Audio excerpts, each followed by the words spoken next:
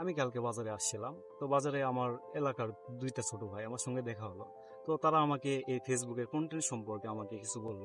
তো আমি খুব কম জানি এইসব সম্পর্কে। তো আমার যতটুকু নলেজ আছে এতটুক থেকে আমি বলতে চাই, যারা ফেসবুকে নতুন এবং কনটেন্ট ক্রিয়েশনের কাজ নিজে করতে চান এবং নিজের প্রতি অদম্য বিশ্বাস আছে যে হ্যাঁ, আমি কনটেন্ট ক্রিয়েট করব এবং এই কনটেন্ট ক্রিয়েটের জগতে আমি অবশ্যই সাফল্য হব। সেক্ষেত্রে আমি আমার এই ছোট্ট জ্ঞান থেকে আপনাদের কিছু কথা বলতে চাই। সেটা যদি আপনি আপনার জীবনে যদি আপনি বাস্তবায়ন করেন, সেক্ষেত্রে আপনি অবশ্যই সফল হবেন ইনশাল্লাহ। তো সেই ক্ষেত্রে আপনি এখন বর্তমান আমরা একটা বিষয় দেখি, সেটা হচ্ছে যে ফেসবুকে বিভিন্ন সময় বিভিন্ন বিষয় ট্রেন্ডিংয়ে চলে আসে। তো আমরা কি করি, আমরা হচ্ছে যে ওই ট্রেন্ডিং ইস্যুগুলোতেই আমরা ভিডিও ক্রিয়েট করি, ভিডিও মেক করি এবং সেভাবে ভিডিও করার চেষ্টা করি। কিন্তু আসলে এইভাবে আপনি কাজ করে এগোতে পারবেন না। কারণ আপনার যে একটা অ্যাবিলিটি, আপনি যেটা করতে পারেন, ভালো করতে পারেন, সেটা আপনি যখন অন্যের ভালো লাগার মতো করে নিজে করতে চাইবেন, সেটা আপনি কখনোই করতে পারবেন না। সেক্ষেত্রে আমি আপনাকে একটা পরামর্শ দিতে পারি।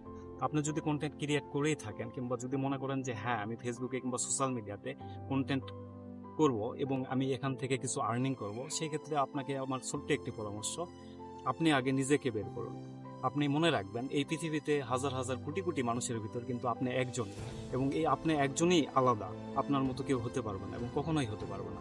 সো আপনি নিজেকে আগে খুঁজুন, নিজেকে জানুন। নিজের কোন কাজটাতে আপনি নিজেকে কমফোর্ট মনে করেন, সে কাজটা আপনি খুঁজে বের করুন। তারপরে আপনি সেই কাজটা করতে থাকুন।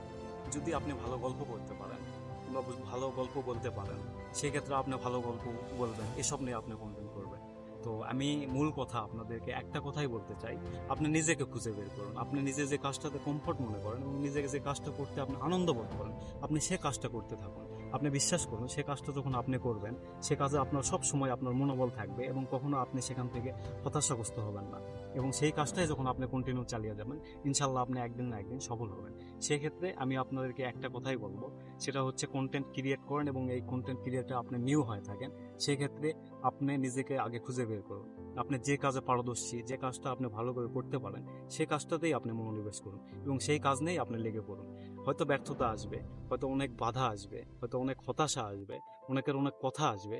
সেই কথাগুলো যদি আপনি কানে না নিয়ে আপনার কাজটাকে ভালোবেসে যদি আপনি সেই কাজটা করতে পারেন এবং সে অনুযায়ী এগোতে পারেন, আমি আপনাকে বললাম 1 বছর, 2 বছর, 3 বছর অবশ্যই আপনি সফল হবেন। এবং যে লোকগুলো আপনাকে যে কথাগুলো বলছিল, সে লোকগুলোই আপনার কাছে এসে পাশে থাকবে, আপনার পাশে থাকার চেষ্টা করবে।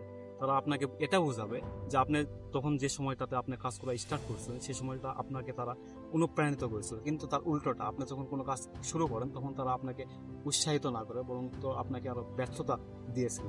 তারা বলছিল এসব করে, ভিডিও করে, এই করে, সেই করে, এই অন্য বিভিন্ন কথা বলে আর কি, সমাজ যেটা আর কি বলে। আর ফেসবুকে নতুন যারা, আমার নতুন যে ভাই বোন আপনারা ফেসবুকে এসেছেন এবং ভিডিও আপনারা তৈরি করেন, তাদের উদ্দেশ্যে আমার কিছু কথা।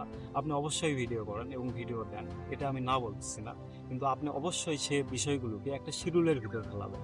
শিডিউল বলতে আপনাকে আমি এটাই বলতে চাচ্ছি, হয়তো আপনি আজকে একটা ভিডিও দিচ্ছেন, আপনার ভিডিওতে 10টা ভিউ আসছে, আপনি 1 ঘন্টা পর আবার একটা ভিডিও ছাড়তেছেন। এরকম আপনি কখনোই করবেন না।